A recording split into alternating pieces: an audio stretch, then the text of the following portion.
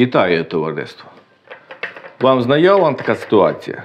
Вже на одному із велосипедів таке було. Шарики ті продавили, прорізали ту чашку, в якій воно ходить. Я так думаю, що і тут відбулось те саме. Син в інтернеті заказав ось такі втулки на промислових підшипниках. Тільки замість цієї втулки треба буде замінити на отаку промислові підшипники. Тут стоять. Так, от 250 гривень орієнтовно на заднє колесо і на переднє колесо там 195, ну теж десь до 200 гривень. Ну, побачимо зараз.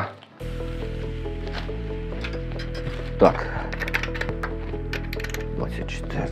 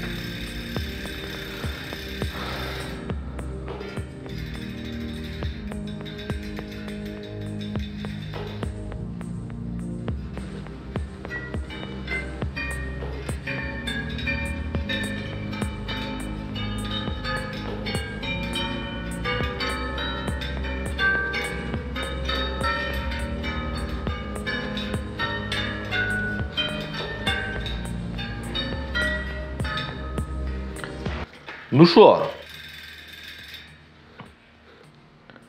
Краще вже зробити в мене не виходить. Буду вдягати резину.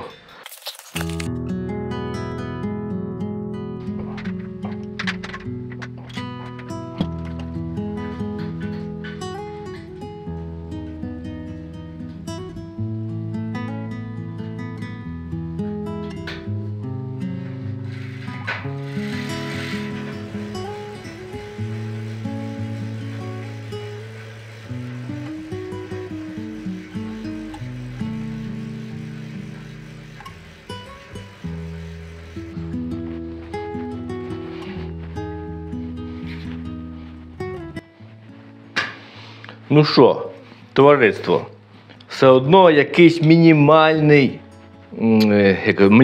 коливання якісь залишилися. Так аж настроїти колесо не зміг.